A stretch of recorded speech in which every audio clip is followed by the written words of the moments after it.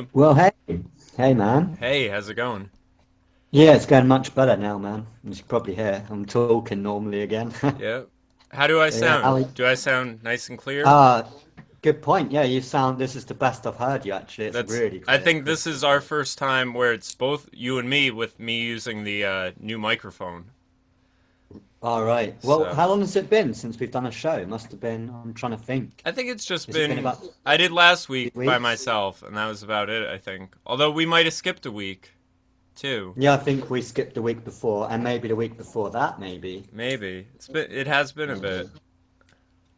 So, Yeah. what do you want to kick it off with? If you don't mind, I want to go just hit it straight in with Barcelona Okay. and just really hear what you've got to say. And I found a few things, and I just want to say I haven't really drawn any conclusions on Barcelona yet, but I wanted to run some stuff by you, and I'm sure we'll let the viewers draw their own conclusions, I guess. I mean, I really haven't looked too much into it at all yet. Because I've been kind of digging into the Charlottesville Charlottesville. stuff and some other stuff. I've actually been looking into there's mountains of research, and this is what I was talking about that I'm gonna do a video on, but I'm not gonna. There's so much of it, and I hit up a YouTuber. I mentioned him before. I think the guy who has the channel No Race. He does a lot of like I don't know, kind of like covers Zionism stuff, but also Soviet communism stuff, and he talks about how the truth community sort of went from being if you're anti-globalist, you all of a sudden have sort of warped into like pro-Russia because Russia is put forth as this anti-globalist country. So anyway, I sent him. There's tons of stuff about Bitcoin and Russia and what's been going on there, and the idea that the Trump collusion has to do with that and technology and Kushner and RFID. And because it has to do with technology, there's like just mountains of like computer babble. I mean, I have a guy, Bryce Weiner, or his name is something like that. I interviewed him about his program, his Bitcoin program, for the music industry, and he was the one that put me onto this stuff because he's digging into it and a few other people. So I might have an interview with him coming up, and the guy No Race. Just that's probably going to be a general one. But the problem is some of these people, like there's also a British, I think, sort of cyber journalist, Louise Mensch or something like that. I've heard Paul Joseph Watson mention her. And like she'll even come up with some interesting stuff. And a lot of it is like well, I see smoke. Is there a fire? Like there's nothing concrete here. You have a lot of odd activity and even pop-up bands like who write songs about Roger Stone but don't do anything but that for some reason. All this weird stuff, and like it's all these sort of alt-left conspiracies. It's like an alternate universe of whole different conspiracies.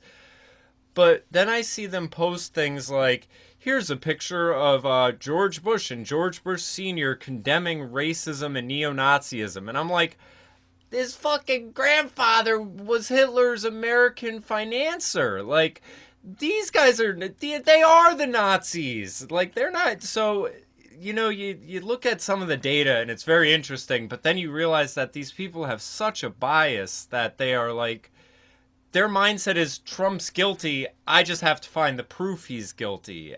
But I mean, while they're digging with that being their MO, there's a lot of interesting stuff I'm coming across. So I'm going to end up doing probably a handful of videos going into that stuff.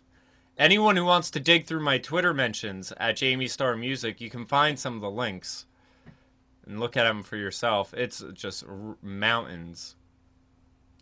And it's technical stuff that I really don't understand.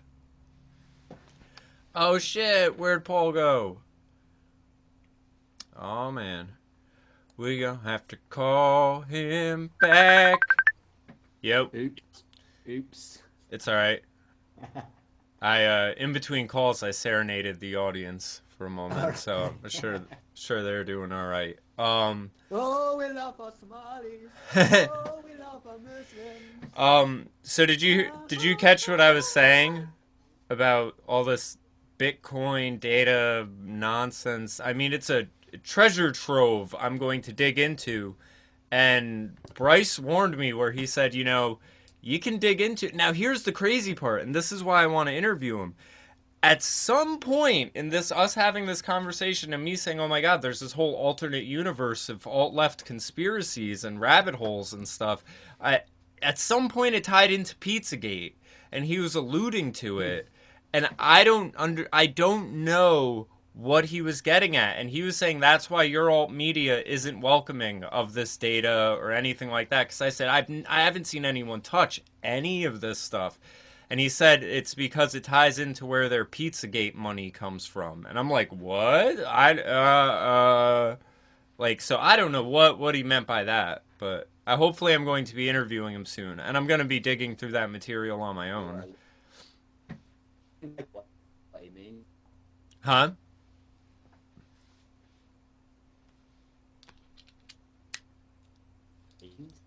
Or do you buy kiddie porn online? You'd have to go on the web. Yeah. And then do it on Bitcoin, I guess.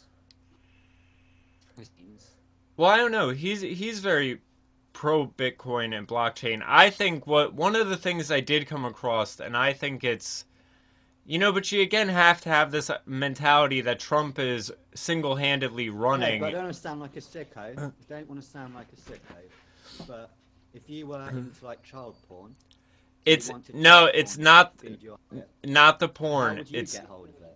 It's human trafficking, because what I was going to say is it's the idea that Trump's modeling agency is getting girls, and that was the whole thing with the quote-unquote adoptions. Trump's son meeting with that lawyer over adoptions, quote-unquote. It's the idea that Trump's modeling agency is part human trafficking front, and private jets and money being moved around between shell accounts. And again, there's data with some of this stuff.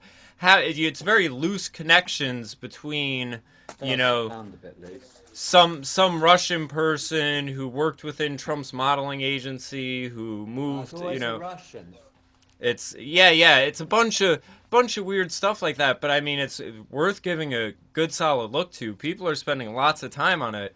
But like I said, some of these people you can you see their biases permeate through their Twitter, where it's like, "Oh, you got all this data, but I understand you think he's guilty and you're just trying to find of what." So you're like, even if Trump's modeling agency was doing shady shit with girls, I don't think Trump is very hands-on with it.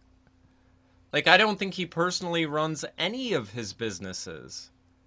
I think he runs his business of having people run his businesses. Like, he's just the brand name at this point. Yeah, you just beat me to it. It's like the brand, yeah.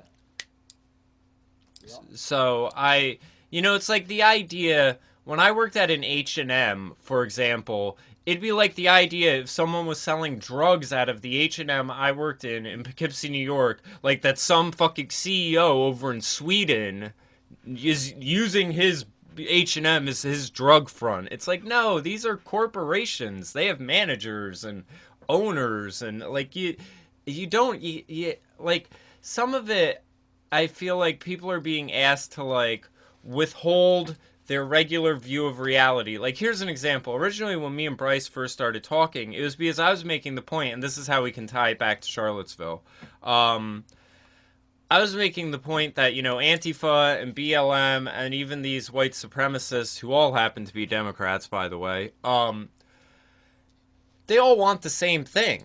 And they all are, on the same page with a lot of issues. And I showed him an article about Antifa in Germany shutting down an Israeli bookstore. And I'm like, you can't tell me Antifa has the higher ground fighting neo-Nazis when they're shutting down Jewish businesses. Like, and that's what I'm trying to say to people today. I mean, if it's all about Soros funding these groups and Soros is part of the Jews, why are all the Jews fleeing everything Soros touches? Why are Answer attacking Jews? And why has Israel called for Soros' arrest? They've completely ditched him. But you're still going to get it, well, George Soros is working for the Jews. And you can go on about how Islam isn't a race so we can criticize it. But when you want to criticize Jews, all of a sudden they're a race. Well, and I think it's crazy for... And I think when people make No, but seriously, who is under attack by the Soros movement? And when you yeah. think about what it's doing, it's about making groups and making groups fight with each other. Well, and I was just going to say, though, it's foolish for people, and I think we only project this onto others because we want to wish this is how the world was. But here's the reality. I work for my own personal self-interest before I ever work for the self-interest of white people. I know some of these activists want to say, oh, well, you know, like Black Lives Matter person would be, I'm for my brothers and sisters before I'm for myself or whatever. Yeah. Fuck you are. I mean, you gotta put food on your own table. You're not going to, these people who want to act like everyone's so selfless. So, I mean, Soros's interests are Soros's interests. It's not the interests of international Zionism or, you know, anything like. At some point there may be an overlap, but at other points they may be at odds, and that's how it's looking at this point when you have Israel and, you know, everyone else saying he's an enemy of us. It's ridiculous. But and then you'll get the same people going, why are you concentrating on Soros? Because, you know, he's just a globalist elite. There's someone pulling his strings. I was like, I don't think so. I think he is head of the head. You're talking, what, 80 billion his worth? yeah. It's worth a lot of money. And you see him, like, in all the, I guess there's a Bohemian Grove member, he's going to be at Bilderberg meetings, he's going to be in the UN, he's going to be in Council on Foreign Relations. Well, and that's the thing about Soros too, where it's like it almost all these foundations. It almost seems foundation. You're going to be doing it through Soros. It almost seems like he's just getting up and running. And I mean, he's been doing shit for a while now. But you know what I mean? Like, well, yeah, because he's going to die soon, I guess. And everyone else kind of already has. Brzezinski has. The Rockefellers are like. Die alone. He's going to die with a lot of other people. He's going to drag as many people into his death as possible. Yeah. Yeah, and the thing is, you know, sometimes you end up with that sort of narcissistic, like, well, like, he wants his spot in history, even if it isn't a positive spot, like, he won't, you know, in the same aspect that Donald Trump in the back of his head wants to be the guy that turned around America, and he wants that to be his legacy, like that he was able to make it through the American dream, and then he saved the American dream from its destruction. Soros wants to be the guy that destroyed the American dream, basically. Well, that's what the Pope was saying today, that the US needs to be saved from itself, and the only really option for it's the New World Order. That's what he came out with this week. But the other thing with Soros and putting all his Jew nonsense in, do you remind me where Soros got all of his money from? You tell me where he got all that money from. Oh, yeah, working with the Nazis. He was always a traitor. No, he was a Jew. Huh? Like, you're telling me a Jew would work with the Nazis? Well, he did when he was a kid. No. Soros? Yeah, he did the whole 60 Minutes interview. He was like a Holocaust survivor. How the hell is he connected to the Jewish community after that bombshell? Yeah, I don't know what Jews would want to affiliate with him after that. You know, because when he was a kid in Germany, like, he was ratting out other Jews to the Nazis and stuff. So I don't know. I mean, I'm surprised any Jew wouldn't look at him and like he's a traitor. Like, if you're going to have that collective identity. Yeah, I'm just saying that, trust me, there are liberal Jewish publications that they don't think Soros is a problem. Not even the hardcore Israeli newspapers are like absolutely slamming Soros. Well, saying exactly the same as what you're saying. Well, I was just saying, there are some that put their sort of social justice warrior glasses before their Jewish, you know, values or interests, basically, and they love him because he's funding all the organizations. He's funding the you know, Defamation League and all of that. I mean, and that's where it will look like, oh, if he's funding the Anti-Defamation League and this Jewish organization, it must be because he supports Jews. And it's like, no, but he's also funding Black Lives Matter to go attack them and to protest Israel and, you know, be pro-Palestine. And, like, he's funding everything. He's just funding everything that has this communist take down America tint to it. Well, I mean, I think the big thing you've got to do is maybe ignore Soros a little bit and look at his protege, who's going to be his kid, and maybe watch the rise of that little son of a bitch, who we saw going to that Pizzagate style spirit cooking party. I Yeah. can't remember who was there with, but I certainly remember seeing a photo of that little son of a bitch with a kid at a spirit cooking. Yeah, I think we covered that briefly. I think it was out in the Hamptons or something like that. Yeah. Yeah, Well, you can I also cut you out?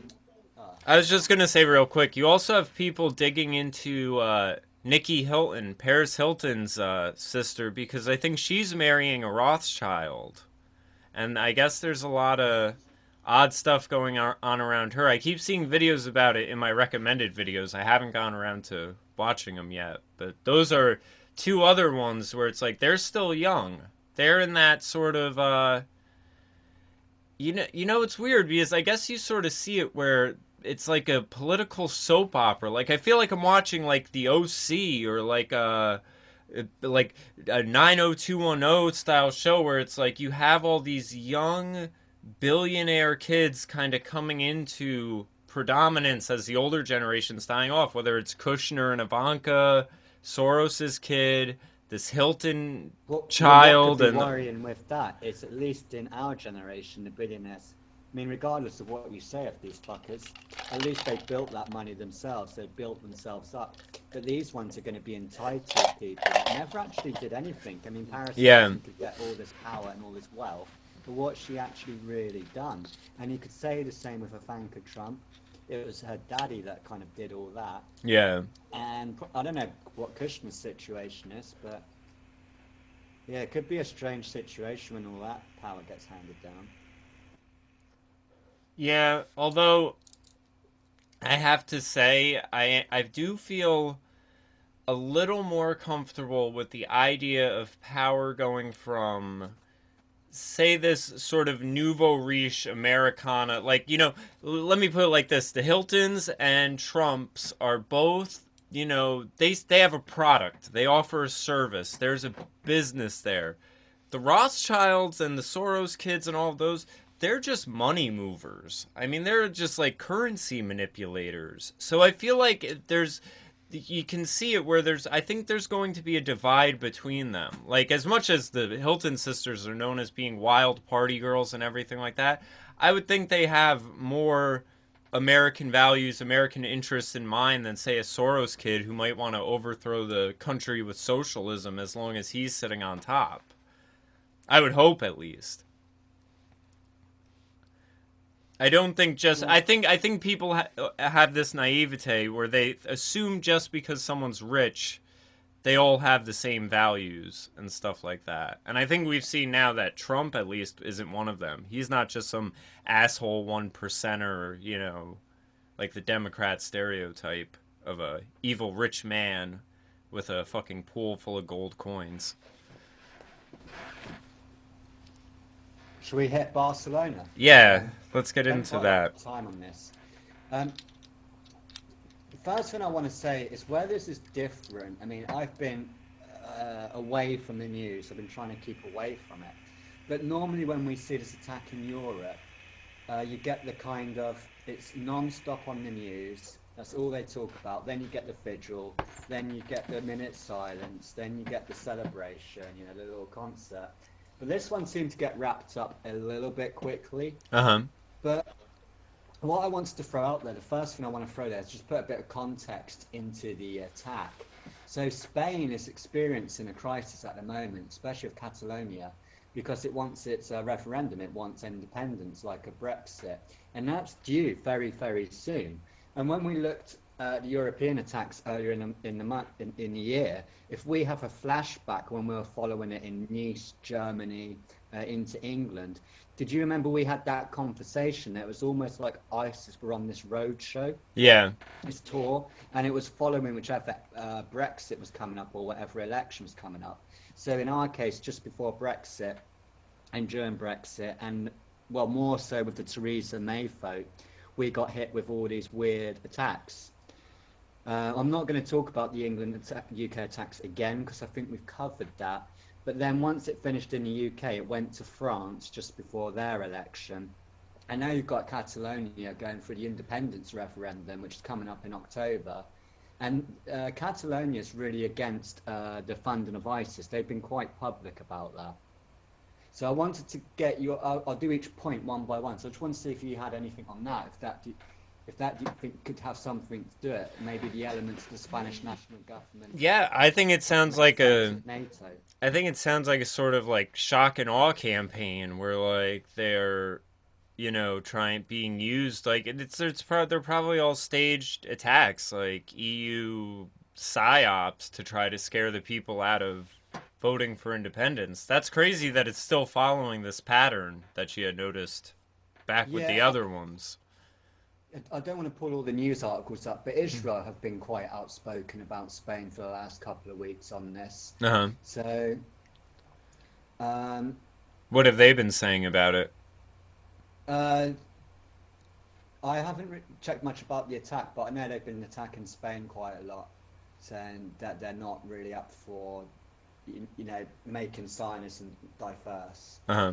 But the other thing is, this is a bit conspiracy-like, but everyone is saying that the date, the 17th of August 17, which is 8/17/17, 17 is 8, 1 plus 7, so I'll give them that. You get the 888. Yeah. And you also get the number 11 out that date and the number 77. So you get 888, 11, 11, 77. Because me and Jamie are into our numbers. Yeah. That's 8/17/17. Which is a little bit weird, but if we go by that philosophy, do we make the prediction that there'll be an attack on the 17th? Well, but the other thing is a lot of this is there's a news article, if you put this into Google, that the Barcelona attacker, they managed to link him to 9/11. Really? Yeah, that he had a connection to one of the people in 9/11. Put it into Google, like I'm still rushing through this myself, but I found news articles about that. So, and a lot like the attacks, these people who did the attack were very kind. They're really good people. They left their passports just lying about. So we had that again when they picked up the passports really, really quickly. So if you can also type that in, ID found. And then the other thing is there were 5 terrorists they were looking for. And they killed 4 of them, so one's on the run at the moment, and one cop killed 4 of the terrorists. So out of the 5 terrorists, 4 are dead, and they were killed by one cop. And if you watch the video on LiveLeak, or if you've seen the video, if you can bring it up to the police shooting the guy, it looks like the terrorist is negotiating with the cops as if he knows them, and saying like, hey, chill out, I'm one of you. Yeah. They shoot him about 8 times. It has no effect on him, so either the police missed, which I don't think they would, he looked like an easy target, or he was taking like 8 bullets, then he ran around for a bit longer, they shot him again, nothing happened, and then they shoot him again, and then he sort of lies on the ground. It doesn't look like he hits the ground, it looks like he lies on the ground. And like in London, he was wearing a fake suit. So why would, if you're going to run people over and do all this carnage, why the fuck would you bother making fake suicide? Really, what's the fucking point? Yeah. And when you read the article later, bloody hell. Well, it was because I brought up the LiveLeak video. Once it started playing, you started going in and out. It's always Jamie's fault. I'm going to have to just add in the web pages and all that, edit them in afterwards. Yeah, just take my word for it.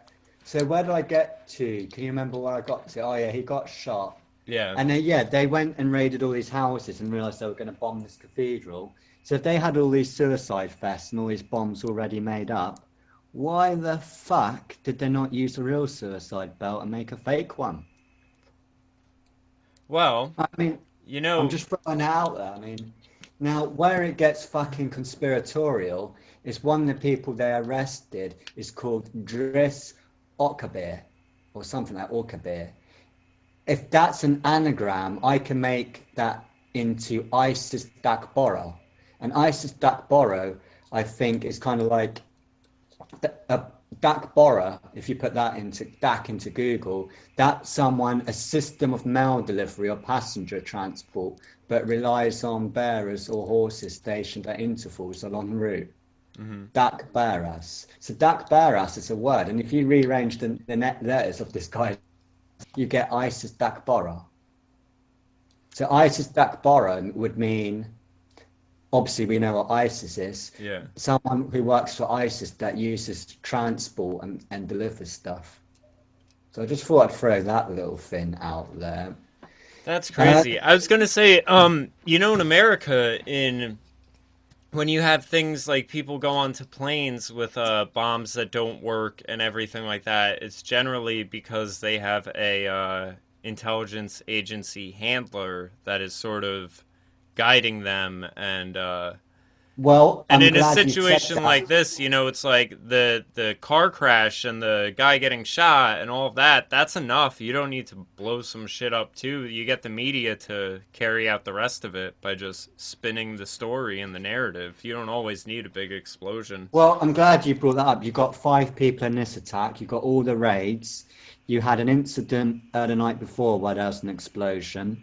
So you're talking about a massive network of at least, they think, around 12 to 20 people. So you're telling me that no one really knew about this, no one leaked any information about this. And you also had the reports that the CIA were warning that Barcelona was going to be a target. Now, I cannot find one, I repeat, I've not been looking too hard. Like Manchester and like London, it's nearly impossible to find a first-hand witness. Someone that actually saw it.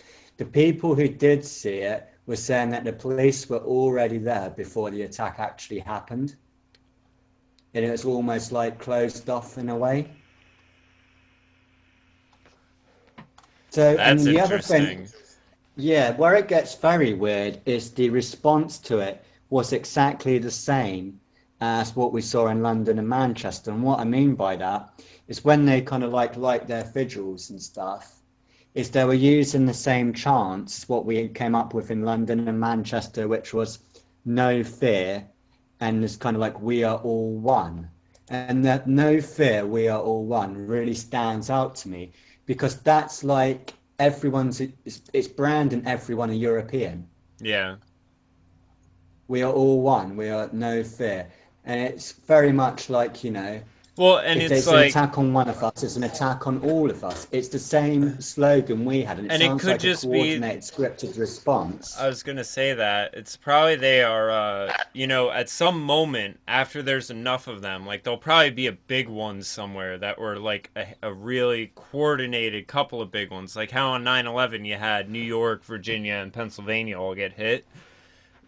Something crazy like that, and that's when the EU, now that they've built up this sentiment in all these different areas and everything, well, that's where they can be like, all right, well, let's all reunite. Like, we know you guys have been wanting to get rid of us, but look at what's been going on. Let's reunite. Let's start an EU army. Like, we can all come together and fight this. And like, that's the script they've been saying they want to roll out. And I want to just add to that. That's perfect then, because you're seeing that in London. We're getting always tightened security. The police are going to get new guns. They're going to get new tasers. They're going to get new bats. They're going to get all kinds of shit.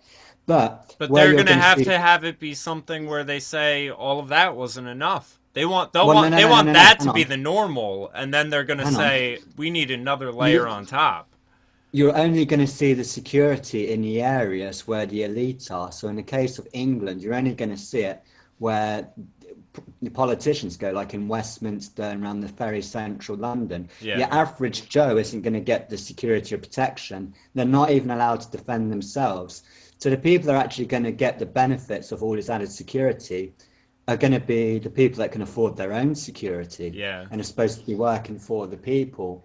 But the next thing, I'm going to sound really cold when I say this, but ISIS have been bombing the shit out of Iraq, Syria and Libya non-stop. We don't get a vigil for them. We don't get a minute's silence for them. And you don't see anyone mourning for them. Yeah. So why are people going, laying flowers, lighting candles for people they don't even know? And it seems like a mass psychosis. And when people go to the vigil, it's like they become part of the sort of like support actors. You get support actors for the kind of like bigger show. Yeah.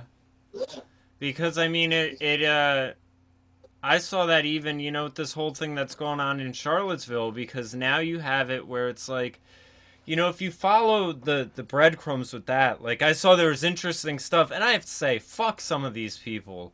Like, they had some of them messaging me saying, Hang on, don't go too far off Barcelona though, because I'm going to get well, I lost. was just gonna say, you have Crowds on Demand, which is a group that provides crowds, and you just have all of this being played out with optics, where it's like you can bring in a large group of fucking like paid for protesters and act out some shit, and now there are real protests going on as a counter to something that had no validity in reality. It was a Hollywood production, and it almost sounds like that's what this Barcelona stuff is. Block off an area, crash a van into something, say some people died, link them to a bad guy, and then just like, okay, well, now there's some dead people. Everyone come on out for the vigil. Come on out to protest something that we staged. Problem, reaction, solution. Yeah, and we're Over and all over. one. We all got to unite into this little box. Yeah. And that's even the sentiment behind the thing. Fight the Which is racists. Saul Ross's Everyone whole come point, together. and that's what all of his books are about. Make the groups, make them all fight. Yeah. The other thing you had on the BBC, when they covered it, they really fucked up their coverage, because one minute there was this hostage situation in a Turkish restaurant with people with machine guns, and then that didn't even happen at all. And they were running with that for fucking ages. And then they had this guy who was live from Spain, and he was like on the phone to BBC Live, and in the background you heard bam bam bam bam bam bam bam bam bam bam bam bam, and the reporter goes, "Oh, what's that?" In the noise, there's something going on, and he goes, "No, it's just a car going past." Man. And then when you watch the footage, because I'm like fucking really boring like this, if you listen to the gunshots, it matches the same gunshots of the video you tried to bring up on Live Leak. Yeah. So like, why the fuck, if you're doing this correspondence, why wouldn't you go, "Oh, there's just been about 20 gunfire shots, and I Yeah. just happened to be here. A, I just ca- happened to be a here." car isn't gonna go off like that. You might hear one loud pop, but 20 in a row, that's some shots being let off.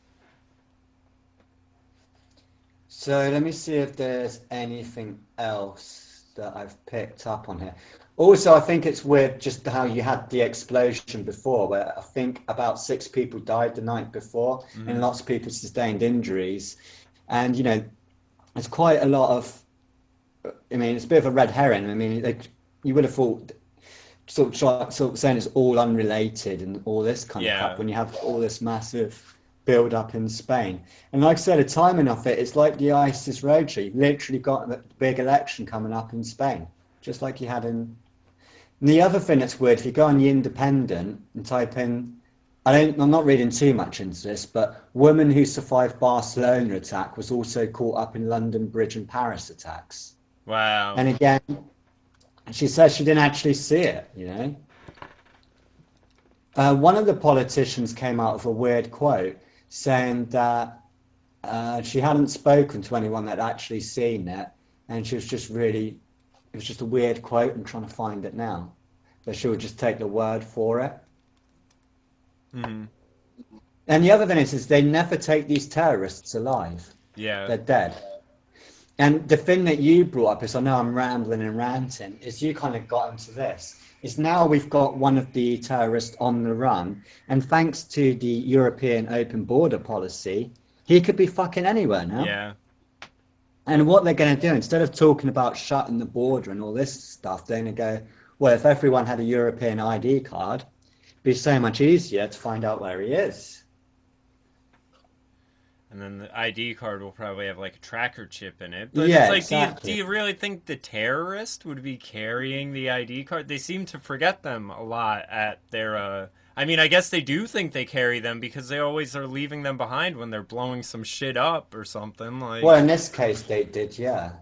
I don't know. It's always so funny that these politicians really think they can get away with some shit where they're like, oh, here's someone that broke a law, but let's make shit more difficult for everyone who follows it. I mean, they do that in America with gun control, where you'll have someone shoot some shit up with like an illegally stole gun, And they'll be like, oh, well, the problem is, Second Amendment, access to guns, this, and that. And it's like, the people who are following the law follow the law. Like, this is black market stuff. Like, why aren't you concerned about the black market?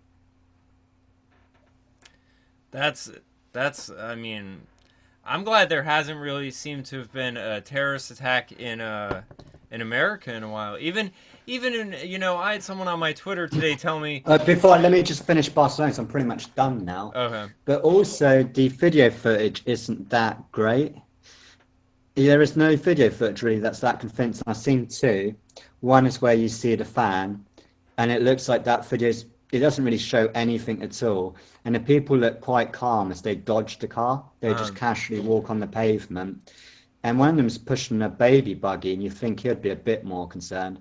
And the driver doesn't zigzag at all or try and hit anybody. And it looks like it's been sped up a bit because you can look at the speed of which people walk out the way, and it's quite slow. And then the car's going quite quick. When you look at them both, it looks like it's been kind of like sped up a little bit.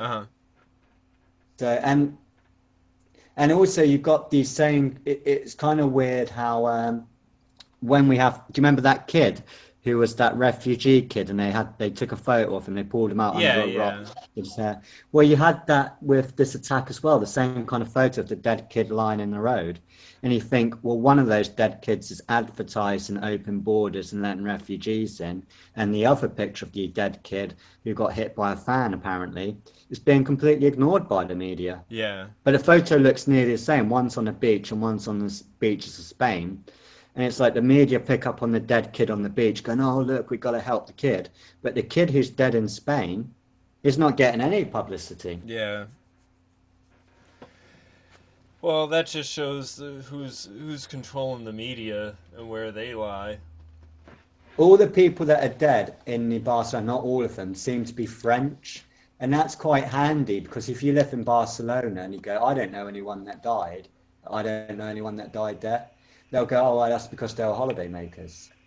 So it's going to be weird to find anybody who actually knew the people that are missing or are dead. Yeah. That's odd. I mean, I guess it makes sense in the narrative, but you would expect there to be a lot more video footage than this. Well, yeah, especially if it's people on holiday and stuff. Sounds like a psyop to me. Well, how do you get all these explosives, all these cars? They had all these weapons. How did they build all that up? Where did they get all the money from? And Muslims aren't the most intelligent lot. How did they coordinate it so well? Yeah. Must have had handlers.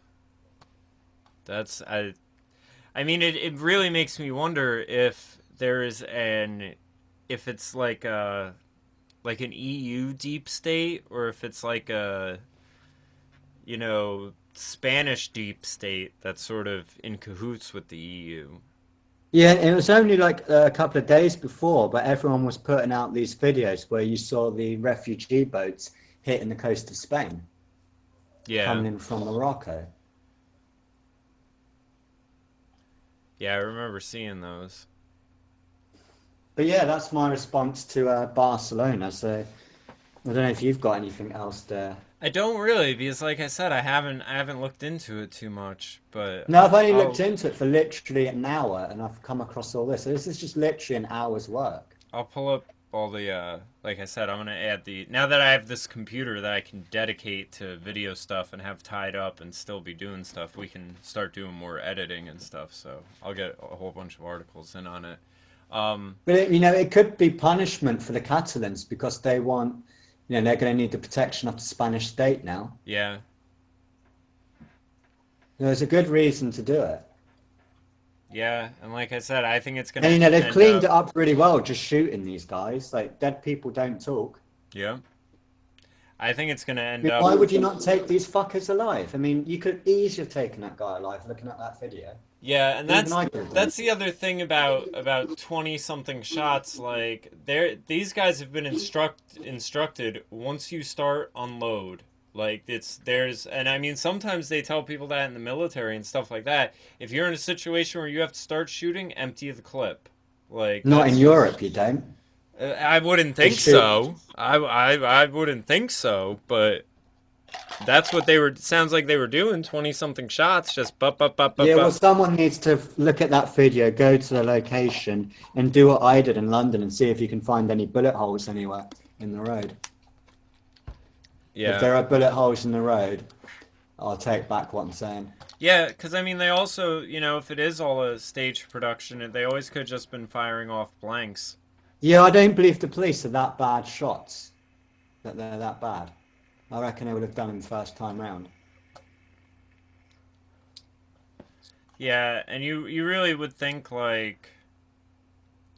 it's so much more beneficial to keep them alive. The cops for? If you're on a suicide mission, you're meant to be killing people, not fucking about tormenting the cops. Yeah. Like, that shouldn't be his priority. I agree. So, Jamie, where are you taking it next? Where's the conspiracy road going now? Well, I think we should get into Charlottesville and everything that's come of that, because there's a handful of facets about it with it all unfolding. Like, now I have a rule of thumb that I've been trying to remind people about, and that is, in the 24-hour news cycle, if you're hearing about a story, especially nonstop, for over 48 hours, let's say, chances are it's all fake news, narrative, and spin.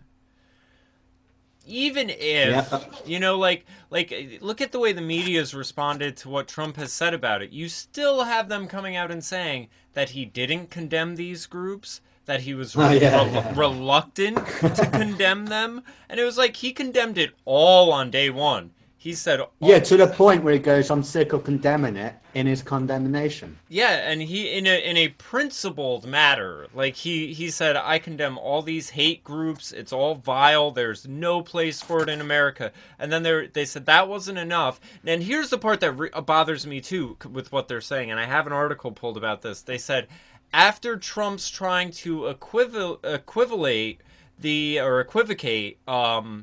the alt-left and Antifa with the neo-Nazis, and in that press conference, he was asked by a reporter, "Are you trying to put these two on the same plane? Are you trying to put them two on a same level?" And he says, "No, I'm not putting anyone on anything. I'm just saying there was a group on one side that was there to cause some violence, and there was a handful of good people mixed in there who were just there to stand up for a statue, and there was a group on the other side that was there to cause problems, and there were a handful of people over there too that were just there as a counter-protest. And I'm just saying all the violence, all the hatred, all of that is bad, but I'm not equivocating that." Anyway. Just as well, I was just ranting with bad language. Oh. Yeah, I forget what I was saying about the Charlottesville thing, but it's ridiculous. Well, free speech. That guy got his event cancelled. What's his name? Jordan Peterson. He got cancelled because of it. But the thing that's weird is the way that car hit. He obviously did it on purpose. Yeah. How did he get the car in there? And then when he hits it, he seems to have driven out pretty well, and his airbags didn't go off either. Yeah. Well, I mean, airbags, I don't know, I've been in a few car accidents, and they don't... You gotta really, really hit for them to trigger. He did really hit, though. Yeah, but I don't know. Yeah, I forgot to mention that there was also another attack in Spain as well, where a car drove into two policemen in a separate attack on the same day. Oh, wow. And I don't know if you saw this one. Wasn't there a big shooting with cops? Didn't they get ambushed? 6 officers shot dead. In America? Yeah. I don't know, maybe. But it's... Yeah, this is what I'm worried about, this Antifa stuff. Is what they're going to start doing is start... And baiting police. Oh, there's a crime here. The police turn up, and then Antifa shoot at the cops. That actually ties into to the point I was making before we got cut off. Is the media saying Trump tried to equivocate the two groups when he explicitly said that is not what he was doing. He was just saying there was a bunch of people there to cause a ruckus on both sides, and there were even a handful of people who were just there to go to a protest with what they considered noble intentions on both sides. He was, but the media is just running with it as a way to go after Trump as instead of anything else. Now, you have now this talking point leaking out into other people saying, how dare could people compare BLM and Black Lives Matter and Antifa to these white supremacists? Black Lives Matter and white supremacists are completely different. And I said, hold on. If you're trying to say all these neo-Nazis who are just out here wanting to keep a statue there, they're not there to talk about a plan to kill minorities. They're just there for the sake of this statue. But they're bad because they are inspired by a murderer, Hitler, and everything. Well, Black Lives Matter is inspired by a terrorist, cop killer, Assata Shakur. So, what, like, is it dependent on how many people they've killed? If you're inspired by a killer who's only killed 2 people, that's all right. But if you're inspired by a killer who's killed millions, that's bad. Because I think being inspired by a killer is bad in general. Like, and so you really, on principled levels, you can equivocate the two. I have to say, I think this works out great for Dinesh D'Souza, who I recommend people check out some of his latest interviews, because he just put out a book called The Big Lie, and it's basically about the Nazi influence in modern America and in the Democrats and everything like that. When he started Arnold Schwarzenegger's Nazi video that went viral, like maybe yesterday or the day before, where he was going, we cannot have, you must not grab them by the pussy. There is a line for everyone, but we must not have Nazi flags everywhere. Right? And saying how bad Nazis, you can't have that kind of stuff. And he doesn't mention that his dad was a Nazi, and he still wears his dad's Nazi belt. Yeah, and has an office chair that's a Nazi desk chair. Yeah, that's the same thing I said. That's the same. It's like rubbing it in everyone's face how America is Nazi. Well, and that's what I was saying earlier about these left-wing people digging into Trump, and then they're posting pictures of the 2 Bush presidents condemning neo-Nazism, and I said, you don't have a fucking clue.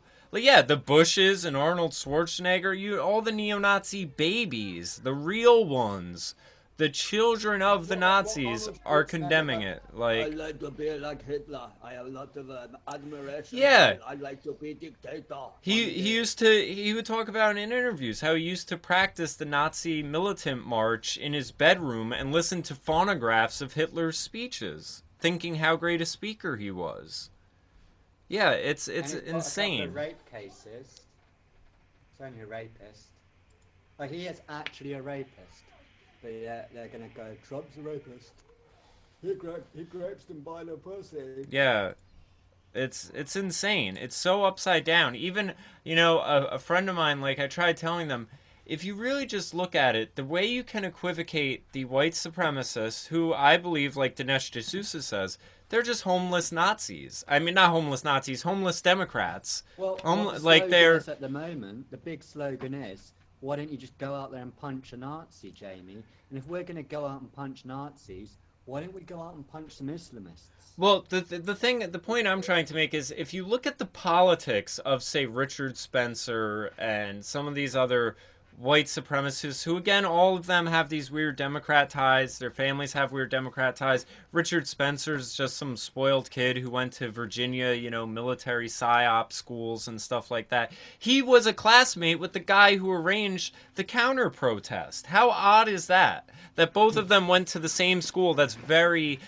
deep state kind of seedy stuff going on. Steve Pachenik did an interview about that on InfoWars. And it's like, it's just, people don't realize their politics are not conservative politics. Their politics aren't even anywhere close to Republican politics. They want Democrat politics. They want the same exact policies as Black Lives Matter, except for white people. Here's the whole reason they can't get along, though, is because the useful idiots of these 2 groups that are being pit together, both of them have this, well, you wouldn't be shit without me attitude. They both think they need to separate from one another, but they also both like going, you have these black people who are, America was built on the backs of slaves, as if cotton was the single crop that led the Industrial Revolution or something like that. I mean, it's a statement that makes no sense whatsoever, but they really believe America wouldn't be America if it wasn't for the free labor of black slaves and everything like that. So that's well, you wouldn't be shit without me. You always treat me bad, but you wouldn't be shit without me. The white supremacists have the same attitude. You tell me, oh, white privilege, fuck white people, this, and that, but, welfare, we're taking care of you. You wouldn't be shit without me. And it's just the victim narrative and the victim complex of both of them. They're the same party, except just for different races. And it's really obnoxious that they're using it as because it's not like they allow any of these people to talk, so everyone can be like, wait, they don't sound like Republicans. It's because they have this no platforming thing. The Antifa thing, a lot of that is very dangerous, the whole repressive tolerance thing. Again, Dinesh D'Souza is the expert on properly articulating all of this stuff. But the Herbert Marcuse idea of have no tolerance for the intolerant. Like you said, it's okay to punch Nazis because they're Nazis, so you can be violent at them. But you can't punch an Islamist. Exactly. Yeah. I'd be up for it if it worked like that. If you can punch a Nazi, but I can punch an Islamist, then I'm up for it. Yeah, it's so stupid. I just don't understand it. Like I said, it's, as far as I see it, with whichever narrative you want to go with, whether it was controlled and it's a complete deep state psyop for the reaction, or if it's just a group of idiots who all got together with, like Trump describes it, it's two groups of idiots got into a fist fight. Why does this concern the president? Why does this concern this? And the other thing I've been seeing in the media is they're talking about these things and calling Donald Trump an agitator. Didn't a fucking helicopter go down as well? Yeah, there was a helicopter crash. I don't know what happened with that. That sort of got brushed over. That sort of got brushed over with all the Charlottesville stuff. That's suspicious. Yeah. I want to say there were police on it or something like that. Like it was a police helicopter. But it's like, I don't know why people are having such over-the-top reactions to something that just seems so choreographed and faked on so many levels. And even the people who are there with actual good intentions and think they're true believers in their ideology, they're dumb. They're dumb. America rejects racism. So I don't know why, because you look at all the white supremacists, they all came from throughout the country. Like, you have to get them from all over the country to even get that many of them together. But the media is never going to look at it that way. Practice, the more you can't talk, it's like you're going to get what you get in England. I mean, I know it's pretty hard to explain, but where you get all the protecting of Islamic crimes, then it creates a monster on the other side. Where people have been attacked, talking about it. That was going to be my next point. About losing a job. We're just creating this massive monster. It's the same as what you see there. If people can't speak out against the answer without being called hate speech, losing their job, being called a racist, being called a Nazi, and then you're an acceptable target for violence, on the other side, you're going to create two monsters. All right. Yeah, that brings me into my next big point that I was going to do my own video on about and kind of bring up some of the articles. So let me just first say this by prefacing that a good part of a good portion of my family is black, and I, of course, grown up around black people. I have nothing but love for black people. But the way they're being pawns by the Democrat Party right now, look at what just came out where that guy faked, he's an Indian guy who faked being black to get into med school. And he's now works in an admission office for a college, and he says, if you are anything but black, don't put your race, because it will only be worked against you. So you have an Indian guy saying that. Asians have resentment against black Americans because of this. Hispanics have resentment against black Americans because of this. Middle Eastern Indians have resentment against black Americans because of this. And white people especially, because of this white privilege. Only white people can be racist. College professors talking about how great a white genocide would be. How great it will be when there's a world without white people. White people especially have resentment against black people for this. You want to know who's really emboldening the racist? All of these neo-Marxist, postmodernist, and everyone else who are perpetuating these ideas. How hard do you think it is for a white supremacist to recruit a vulnerable white kid after he's been told, you're the source of everyone's pain? For something you didn't have anything to do with, but people who share your skin pigment, well, they had slaves, and now you have privilege, and you're a bad person, and you have to atone for your sins, and you have to allow everyone to walk all over you, and everything else. All these white supremacists have to say is, look, Europe's the only place that built cathedrals. You're not that bad. They're just as bad. Come here with us. Let's celebrate being white. I mean, you have created this idea. I mean, I've seen it happen in friends of mine who normally would just be conservative Republicans, but go into that alt-right category because then the sort of neo-Nazi-esque alt-right category because of the continual browbeating of white people. And it's because of this Black Lives Matter, sort of black liberation, post-Marxist ideology stuff. That's what's really emboldening the actual white supremacists and the rise of neo-Nazism in America. It's every action has an equal but opposite reaction. You can't put one of these groups into a position of supremacy or even over all the other minorities and expect it to not have a backlash.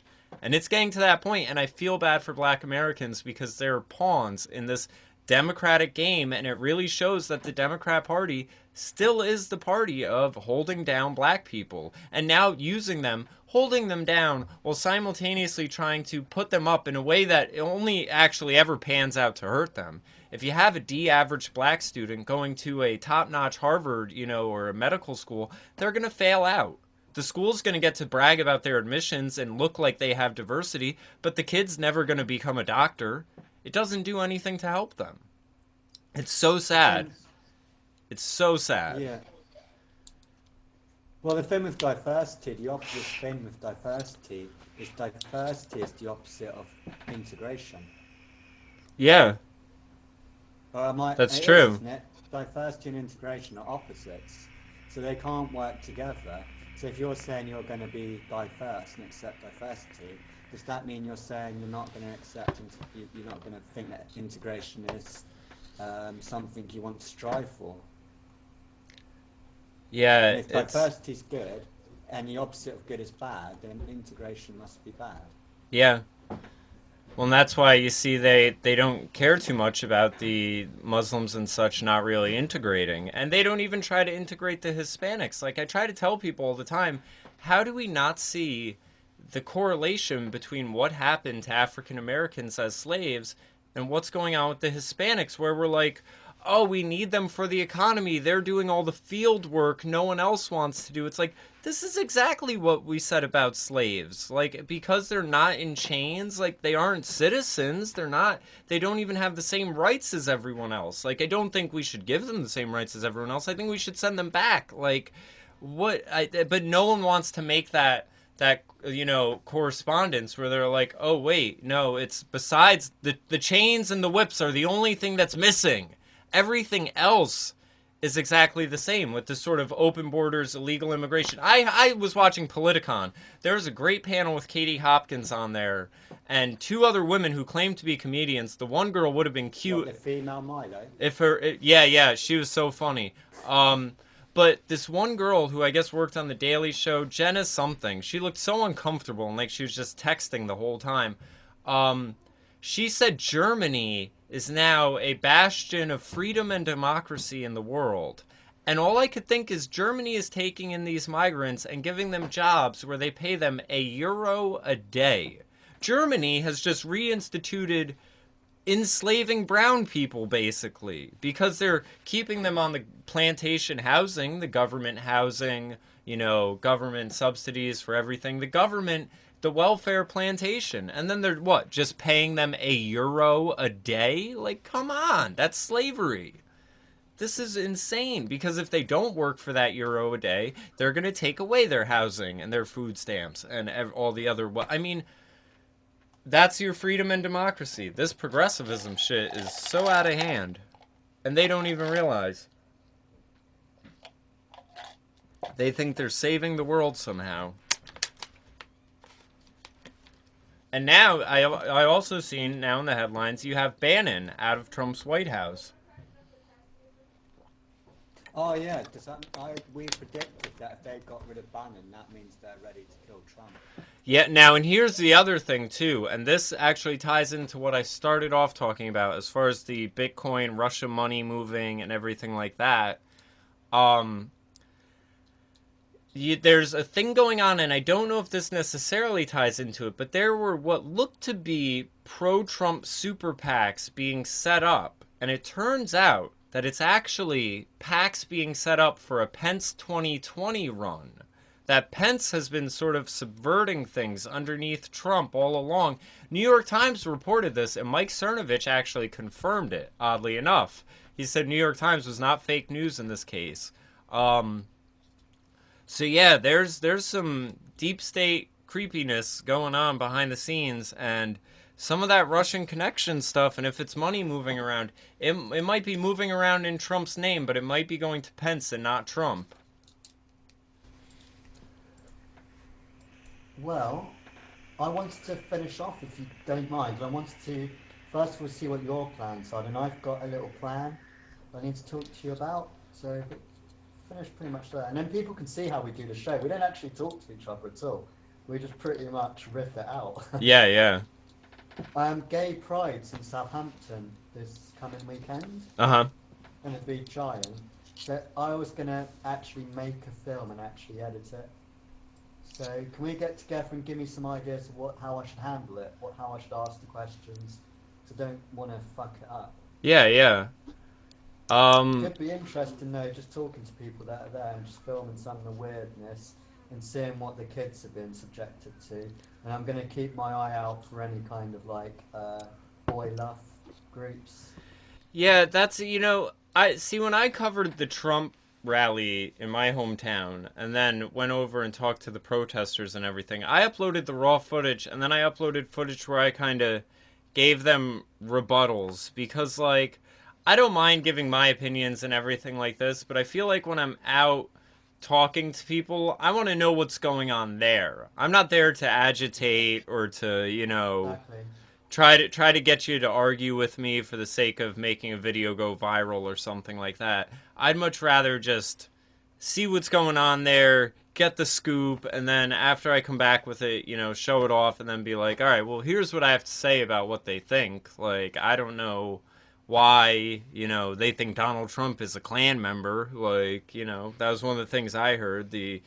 Donald Trump's anti-gay. No, he's not. What are you talking about?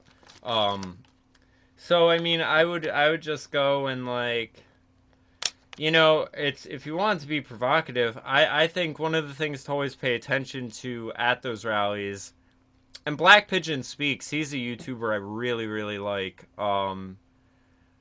He did a video comparing the rallies for gay pride in Japan to Western ones, and was like, you don't have this sexual shit going on in front of children. There's no one dressed in leather and, someone being walked around on a dog leash with a dildo attached to their back or something like that. You just don't have it going on. It's more of a respectable event. So I would pay attention, try to get clips of degeneracy in front of children. Like you said, see. Should I go rainbow snatch style and dress up, or should I just go normal? I don't know. A rainbow wig on, maybe wear a kiddie's dress. Have my balls hanging out. Yeah, I'm sure, you might end up getting grabbed by the pussy if that happens. About time. Who knows? We'll get together during the week so we can brainstorm it, and so I go in Yeah. confidence. I've got to go in there confident. I'll be all right. Yeah. And yeah, I was just going to ask questions like, why are you here? What rights are you fighting for gay people? Yeah. I mean, that's a good way to go with it.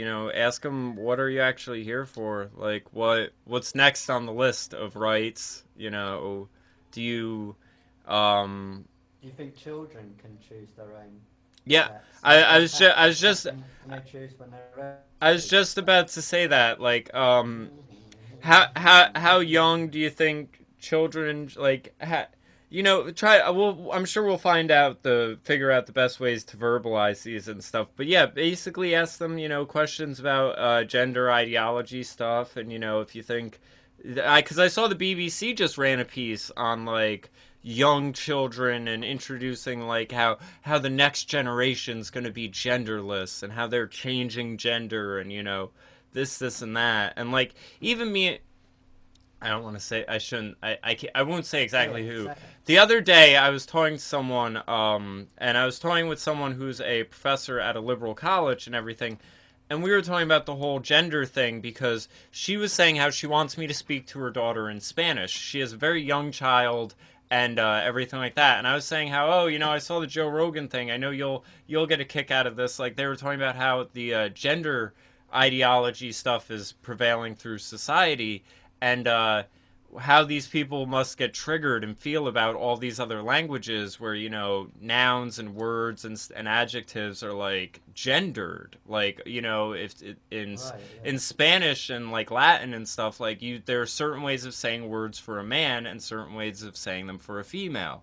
And there's no like transgender conjugation in Spanish, basically. So they were like, what do the Spanish trannies do? Are they just triggered all the time? So, and then the third person who was there, she was just saying, oh my god, what are they trying to do? Like, add a third category? This is ridiculous. And, she was like, oh yeah, they are this and that. Again, this other woman's a professor at one of the liberal schools, but she did agree with me where I said, listen, because I have a friend who goes to the school who likes using they, them pronouns and stuff, and I always mess up, and I always say you guys, and they don't flip out on me or anything like that, because I do apologize. And I feel like Jordan Peterson.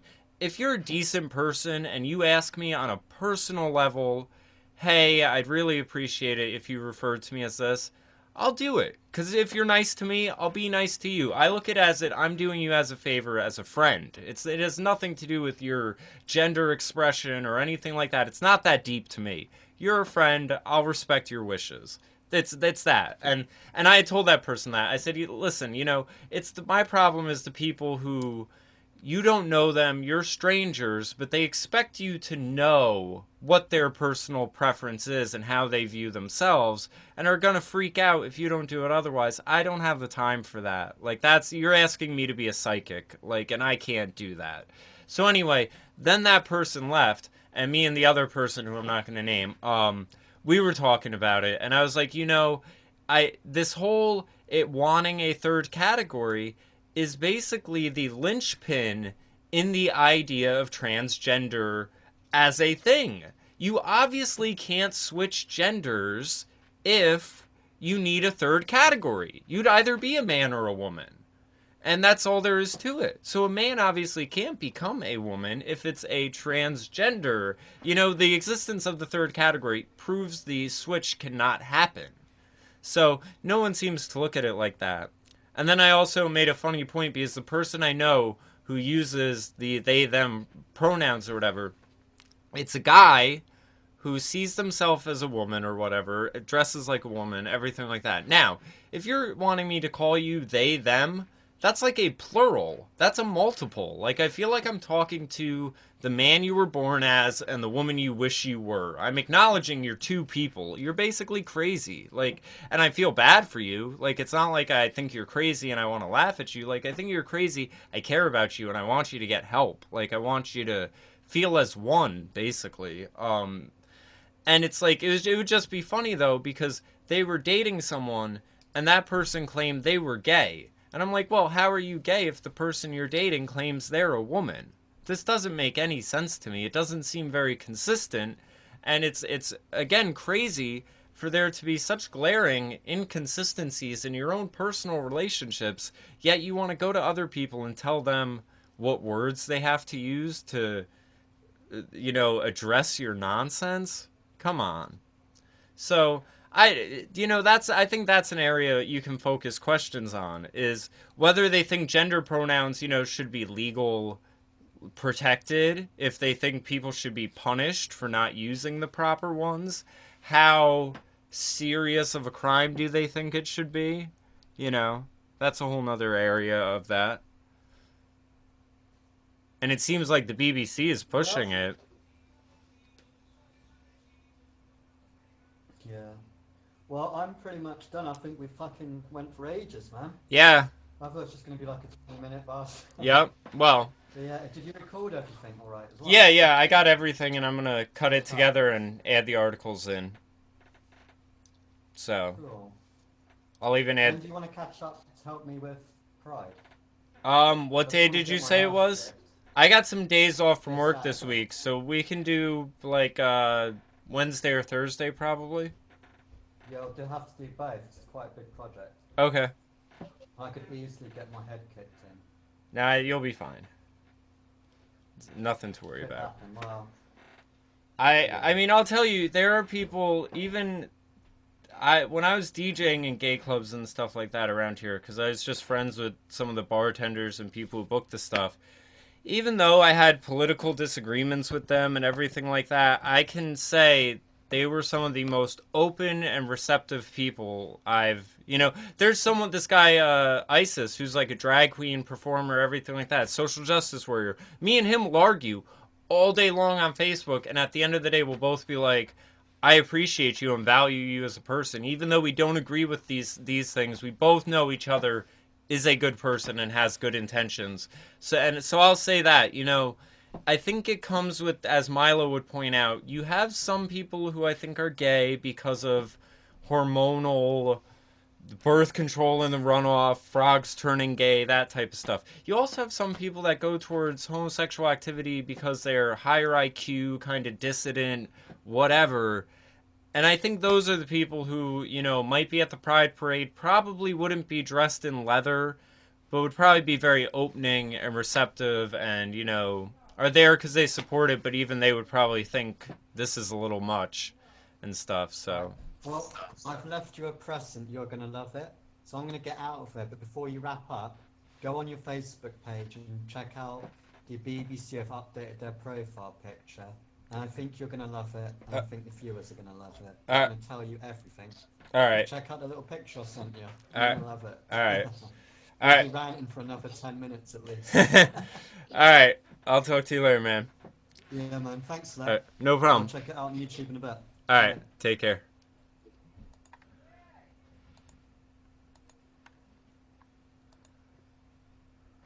Let's see what we got here.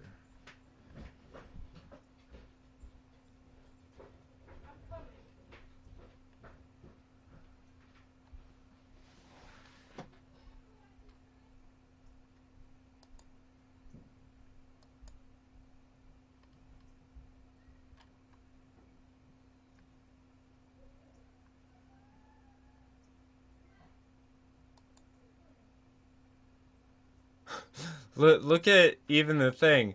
This montage is extremely flawed. The BBC just can't let go of the EU, unlike the rest of the British people. And when's the last time you saw a Muslim waving a British flag?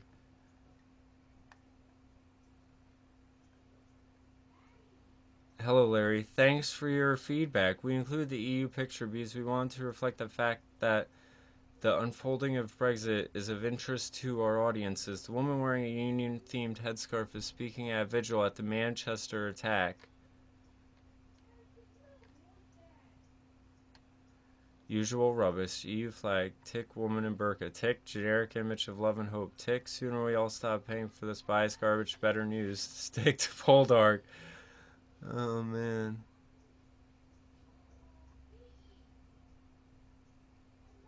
What the fuck, BBC? You're truly anti-British. You're a disgrace to our country. Why do we pay the license fee for this? Biggest swindle ever. Yeah, whole bunch of nonsense. And even, I mean, it's all just, this is like it's a leftist fucking British Marxist marketing fucking checklist right there. There's the picture. Oh, we got gender stereotypes, female empowerment, tick. British, the Muslimization of British, tick. Like that guy was saying. Oh yeah, little generic sort of maybe sort of Greek, probably more Middle Eastern boy with a fucking wheel for some reason. Oh yeah, they're just kids, bicycles, tick. European shit, tick. Oh look, some other bearded guy with some hope. He's praying.